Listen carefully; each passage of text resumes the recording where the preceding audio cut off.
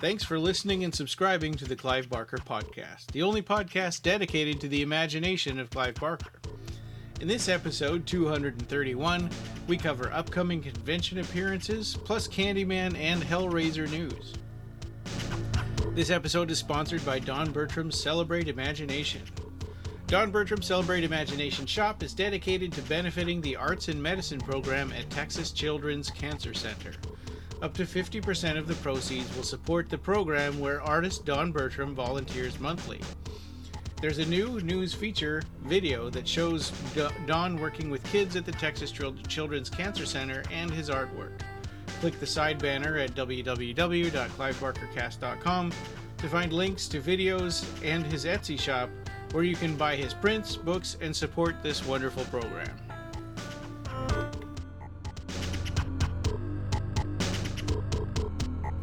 Welcome to the Clive Barker Podcast. This is episode 231, and this is a news episode. And I'm Ryan. And I'm Joe. Good morning. Good morning. The first one is kind of cool, and actually Roger, fans of our show who have been with us since the beginning will remember Roger Boyce from way back, but he discovered that Clive Barker was coming to Florida at the Spooky Empire Convention, yeah. Yeah, so this is going to happen at the Tampa Convention Center, and it's going to take place from October 31st through November 3rd of this year. So it's going to be a nice Halloween chance for you to go and meet Clive Barker, maybe get a picture with him if you're in Florida. And this is a really early announcement, so the only other guests they had so far were Ted Raimi and Bruce Campbell, if you go to their website. So I think that there'll probably be a lot more guests that they just haven't organized yet. Yeah, I'm looking at their website right now. It's a pretty cool looking website. And like you said, they still don't have anybody else. They just have Ted Raimi, Bruce Campbell. They don't even list Clive Barker on the website yet. So I don't know what's going on with that. But it's been announced. They made a graphic for it and everything. They posted it. And it says here, all guests are scheduled to appear all 4 days unless otherwise noted below. So, make your plans to go to that convention center. If you're one of those fans that likes to follow around, use your frequent flyer miles like Ryan did to go to all these conventions and get all your stuff signed by Clive Barker. Is there anything that you have in your collection that's not signed by Clive yet, Ryan? Yeah. Some of the newer stuff, like the Imaginer books, and I think like Incarnations isn't signed. Okay, well that's. I guess we gotta use an opportunity to get that one signed, right? And actually, my dad just moved from Panama to Florida, so hey, there's your excuse. Could go visit, but yeah, it seems awfully close. I don't know, but yeah, this was interesting news, and I'll bet you that since they've announced that Clive Barker is coming, that they're also going to do like a Hellraiser reunion kind of thing. Ooh, that sounds ambitious. I mean, there's already another one happening, so it all depends on whether or not they can secure more guests. So we'll see how this one develops, because October is still pretty far away, right? I mean, it's going to be Halloween, so I'm sure in the next month or so, the Spooky Empire is going to be releasing more guests for their convention. So we'll keep our eyes peeled and see if more Hellraiser people will show up. And, of course, speaking of Hellraiser reunion, what you were just talking about is Connecticut Horror Fest. Yep. And I guess that's a month prior, September 14th, and that's a one-day only event. From what I could see, September 14th, Connecticut Horror Fest is going to have Doug Bradley, Nicholas Vince, Simon Bamford, and Barbie Wilde. Yeah, so it's going to be at the Naugatuck Event Center. So I'm not familiar with Connecticut at all. I've never been there, but this seems like another one of those cool things that pops up. I don't know if this is the first time they're doing it. Just one day. It's owner and CEO of Horror News Network. I've looked at their website a few times, I guess. Yeah, so Mark McCurley from Occupy Midian is involved with this Connecticut Horror Fest. Yeah, so the staff involves Rob Caprellozzi, who is the owner and CEO of Horror News Network, and of course Mark McCurley, who's one of our members at Occupy Midian, and he writes for the website as well. So he's also involved with this, and that's pretty good because they're gonna get Hellraiser Reunion, which used to be one of those things that only happened once in a blue moon, but now it seems like the convention circuit has been our cup overflows, with the Hellraiser reunions, which is great because these actors are all amazing people in real life, and it's always a pleasure to be able to go there and meet them, get their autograph, get your photo taken with them. You know, people like Barbie Wilde, Simon Banford, Nicholas Vince. And you know, I don't think Ashley Lawrence is in this one, is she? No, not that I've seen so far. Right.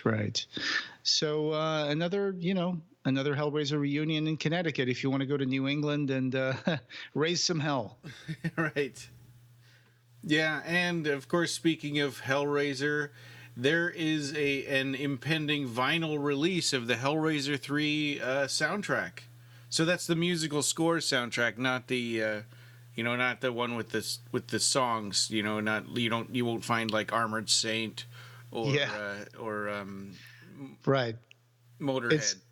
It's not the original motion picture sound. I mean, it's the score. Yes, the score by Randy Miller. Yeah.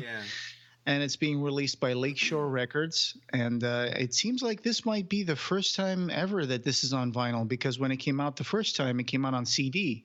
So, Lakeshore has been releasing a lot of good stuff. And they've released also the original Hellraiser. And I think they also did the Hellbound, I think, recently. So, in continuation of that, now we have the Hellraiser 3 Randy Miller score. It comes in a 2 LP Blood and Black smoke vinyl, which is pretty amazing. I'm looking at the picture of it right now. That looks pretty sweet. I still remember that one of my favorite tracks of this is the Cenobites' Death Dance that starts with violins. Yeah. And I think that's when the Cenobites are torturing Terry. Was it her name? No, not Terry. The main character, Joey. Joey, yes, yeah. Thank you. Yeah, the Cenobite Death Dance, when they're like putting out cigarette butts on her and stuff. That's a really cool track. So hey, translucent blood and smoke vinyl looks beautiful. It's got 2 vinyl records, and so Lakeshore, like I said, was releasing this, and I just looked at their website, and I see here that they have it available for $32.98, and it's interesting because it's cut at 45 RPM, so that used to be the the speed for the old maxi EPs, right? Yeah. The normal soundtracks used to be like 33 RPMs. This one is put into 2 albums that are 45 RPM. They say it's for optimal sound quality. And it's also going to include the liner notes from composer Randy Miller inside the vinyl package, which you also got in the CD originally. That's pretty neat. It kind of also makes me wonder if they're going to go on to Hellraiser Bloodline. Oh yeah, the Bloodline. It's not a superior soundtrack like the Hellraiser 1 and 2, but it still has its own charm. And this Hellraiser 3 vinyl will be available on or around, according to the Lakeshore Records, June 28th. So by the end of the month. I was just thinking about that. I don't even know who did the soundtrack for Hellraiser 4. I mean, I remember it was a big deal that they switched to Randy Miller, from Hellraiser 1 and 2 to 3, but then I don't remember anything about what happened on 4. Like who did the soundtrack for that? That was, let's see if I can remember that. Daniel Licht, I think. Oh. Yeah. It was released back in 1996 when the movie came out. Mm-hmm. Okay. Another sort of Hellraiser tie-in, and this is something that you found and shared on our Facebook page. There's a Liverpool special effects class that's going to have a special guest. Mm-hmm. I'm just having my coffee here while we're doing this because it's Saturday morning. But yes, so Sean Harrison and his Sean Harrison Academy. Sean Harrison started working in the effects industry when he was in Nightbreed, and then he moved on from that. He stayed with Image Animation for about 6 years, and then he moved on from that, and he worked in a whole lot of other awesome movies like, Sleepy Hollow, Phantom Menace, all sorts of like things. And now he's got this Sean Harrison Academy, and they're having Gary J. Tunnicliffe is going to show up. He's going to be there for one day only, and Saturday, July 6th. And this is in, let's see if I can give you the location that this is going to happen in. It's in Birkenhead near Liverpool City for a Q&A and trauma effects makeup seminar. Demonstration and discussion. So he's going to be in there. He's going to be answering questions from the students of Sean Harrison Academy, and he's going to be talking about trauma makeup, how to make like all these cuts and bruises and all that stuff look real. And anybody can attend, I think, as long as you buy tickets for it. And I think the tickets are actually a little pricey because this is a kind of a academic kind of seminar. But it says here that the tickets are 160 Great Britain pounds. So if you happen to know where the Sean Harrison Academy is and you want to go and check out the seminar, you can do that. You can do that and check out Gary J. Tunnicliffe. That sounds like that would be pretty cool. And I noticed that it said on the thing that he was responsible for the special effects for Hellraiser 3 through 8. But he left out 9 on that resume. Was he only directing? Was he not doing special effects for? I think he was too. Yeah, no, he wasn't. He also directing. did that. He was a writer for Revelations. Right. And so each guest will be allowed to ask 2 questions in advance that will be answered in detail. And then each guest will also receive a personalized and signed certificate of attendance. And it says it's open to makeup students, professionals, amateurs, and filmmakers of all ages and skill levels. So I think they lower the price actually to 150 pounds. I'm looking at the website right now. So yeah, it will take place from 9 a.m. to 7 p.m. So it's a whole day thing. And you can come in and check out the skills from the Hollywood assassin himself, Gary J. Tunnicliffe. I've never heard that nickname before, the Hollywood assassin. Yeah, it used to be the YouTube channel name, I think. Oh. Yeah, that's his kind of nickname. Mm-hmm. Got it. Yep. Well, so it wouldn't be a news episode these days without another Candyman rumor. So Tony Todd was doing an interview with a podcaster, and he said, out of the blue, I got a phone call from Jordan Peele. We're still waiting for the contract, but the way he explained it to me was that it's going to be applause-worthy moments. He's talking about his appearance in the new movie. That's his words. No matter what happens with that, it's going to just put renewed attention on the original. So he said that quote in this podcast, and you can go watch a video of it. And yeah, he was being interviewed at Nickel City Comic Con in New York, and I think the original story was posted by Cinema Blend. Yeah, and but then he walked that back, and he said he was misquoted, and that it's too early to make to make that kind of a statement. Announcement. Yeah, and so I have a feeling he wasn't supposed to say anything. Sure. So this has been kind of surrounded by secrecy. We've had some announcements at the beginning when the movie started pre-production. We got a director name. We got some names of people who were going to be writing it. We knew when the script was done, and that Jordan Peele also co-wrote the script. And at some point, they also mentioned in the IMDb page that. Let's see. It says here that Lakeith Stanfield, who was also in Get Out, that he was considered for the role of Candyman.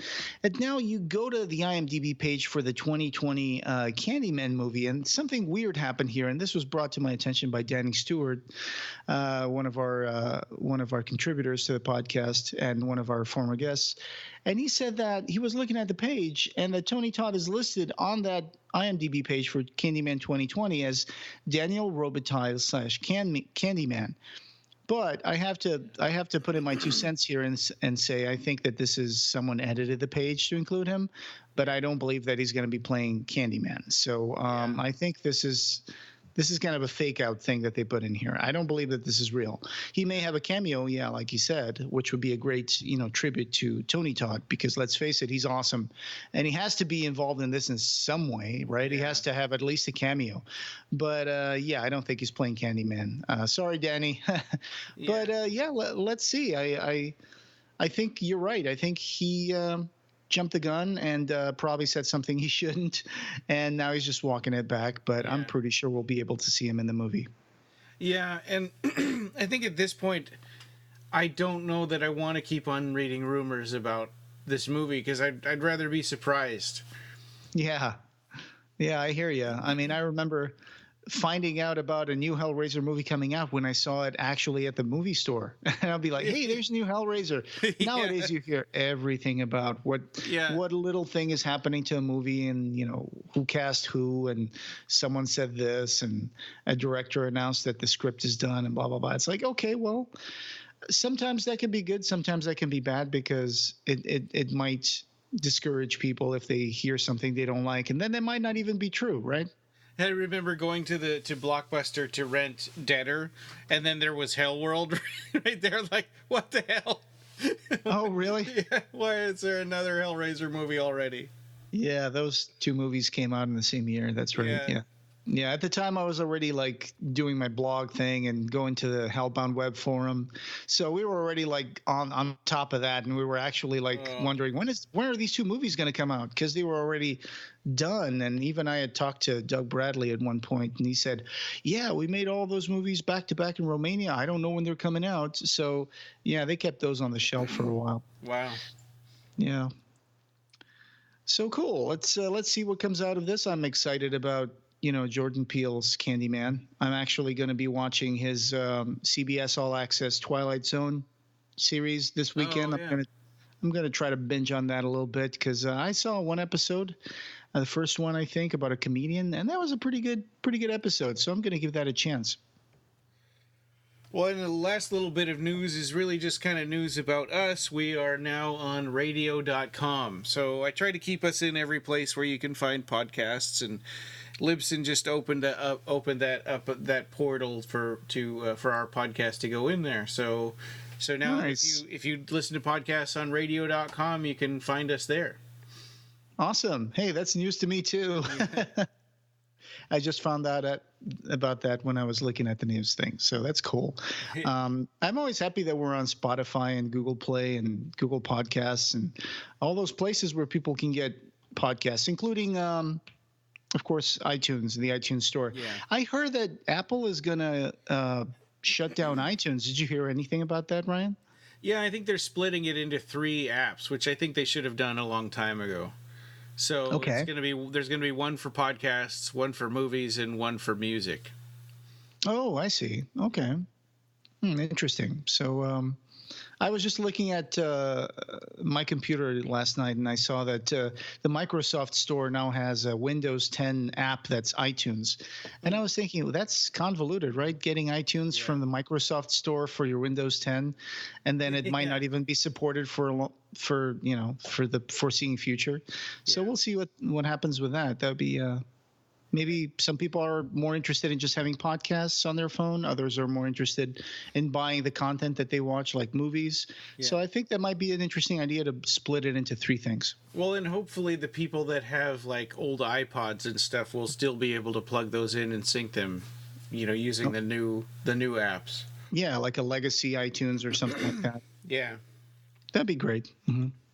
So, coming up next, we actually created a poll because we weren't sure, whether we wanted to do to talk about the Harrowers or do commentaries from the movies in Clive Barker's A to Z of horror. And it was 63% of the vote was for the Harrowers, so that's what we're going to do next. Yay! I like that. I like that comic book. I like it when we do these like smaller miniseries run comic books, like Pinhead 1-6, or Harrowers 1-6, or the Ecto Kid, because they take me back to the 90s a little bit, because that's when these comics came out. In the 90s, were kind of we used to say that about the 80s. Now I say that about the 90s. They were a simpler like time in my life, and it feels good to go back and revisit those things that I might not have read in like ages, you know? Yeah. I had never read them until recently. Oh, really? I only read about the Harrowers in the Hellraiser comics. Gotcha. Yeah, the issue 17 and 18. That's where they showed up for the first time. Mm-hmm. Yeah, so we've got that coming up. We'll be doing more news, and then in about a month from now, we'll be talking about Abarat, Days of Magic, Nights of War. Yeah, so stay tuned for that. We may have some special guests, and that's going to be interesting. Abarat 2, the road to Abarat until we hit number 3, and then who knows? Maybe by that time we'll hear any more news about Abarat 4 and 5. Yeah, or Deep Hill. Mm-hmm.